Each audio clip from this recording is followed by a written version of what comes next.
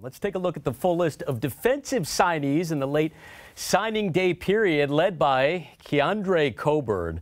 This is a kid who's one of the best defensive tackles in the nation, an absolute beast up front, especially when you're looking to replace a guy like the defensive player of the year in the Big 12, Poona Ford. Yeah, we needed a guy like Poona that could be as disruptive in our defense.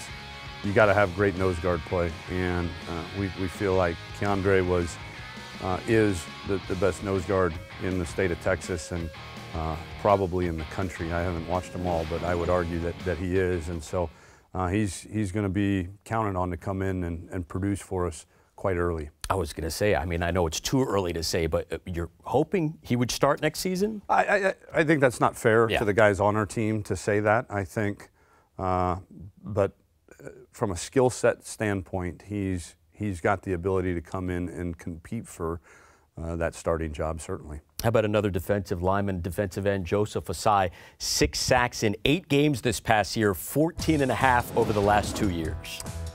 The best pass rusher probably in the class. He's got tremendous length, tremendous explosion. He's a really, really good athlete. He's going to start out at outside linebacker for us. You know, he's a bit thin to play end in our scheme, but you know, we'll see how he continues to grow. But when you see him rush the passer and you see the length and the twitch, as we call it, his explosiveness off the ball, you can see why he was, you know, one of the top 100 or 200 players in the country. Another explosive guy, at least for a defensive tackle, Daniel Carson, who had 21 sacks during his high school career. Really, really big guy. He's got a great frame. He plays big too, and you know he's played on both sides of the football. He's played offense at tight end and offensive line. He's played defense. This is a kid that's you know, the sky is the limit because God has blessed him with a tremendous frame, tremendous amount of athletic ability, and you know it's going to be up to him to how he puts it to use and how he you know, gets developed. How important was it for you to rack up these defensive linemen in this late period? We had 0 in the early period, so it was monumentally important, especially considering you know, that's a senior-heavy group that's going to be playing for us next year. So we needed depth, and we needed guys that could come in and compete as freshmen, but definitely they've got to be able to contribute as sophomores. Mike Williams is an interesting guy because if you just Google Mike Williams' 99-yard touchdown, he's a beast. He's the size of a defensive player, going to play defense, but he played quarterback as well in high school and ripped off a 99-yard touchdown run from under center. What does he bring? He's a physical specimen. Yeah. I think he's got a chance to be the sleeper in the class in terms of this is a guy that's 6'3", 263 pounds, playing quarterback. And it is, you know, when you watch him, he's doing things on the field that a guy that's 6'3", 263 pounds shouldn't be doing. And he's extremely long, he's athletic, he can bend for a big guy. That's what I like. He's got really flexible hips and ankles. And, you know, this kid's probably going to be 290 pounds before we can say boo, you know, and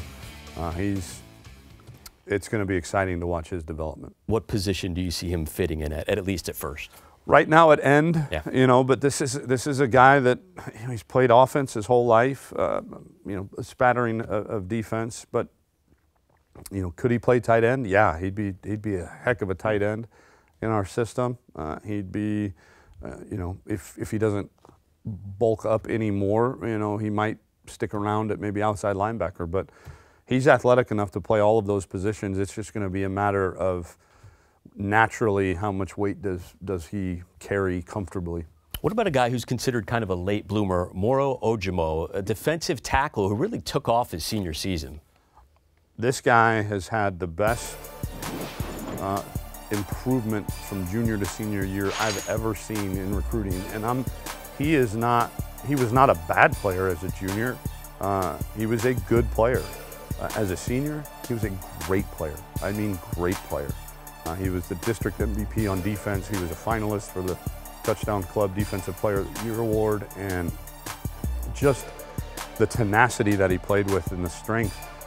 He is still 16 years old. He's a high school senior. He's not going to turn 17 until this spring, and so he'll spend pretty much his entire freshman year at Texas at 17 years old. Yeah, started school early in Nigeria at the age of 3. Before we let you go, who is the most underrated player of this class, the biggest steal?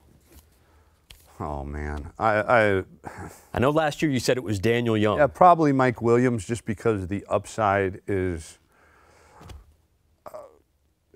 off the charts. You know, in the early class, I would have said probably Reese Moore or Byron Hobbs.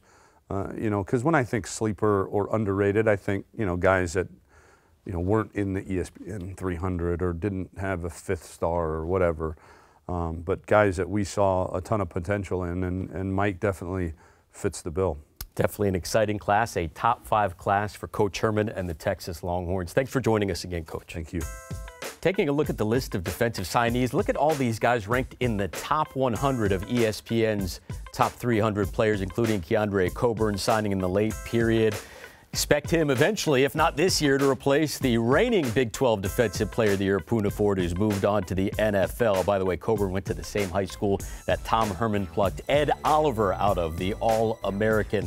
As for the rest of the gang, not too bad as well. Joseph Asai, the #1 defensive end in the state of Texas. Mauro Oh Jimoh, 6'3", 260, 4-star defensive tackle. Daniel Carson, and a guy who Tom Herman said may be the sleeper of the class, listed as athlete, Mike Williams.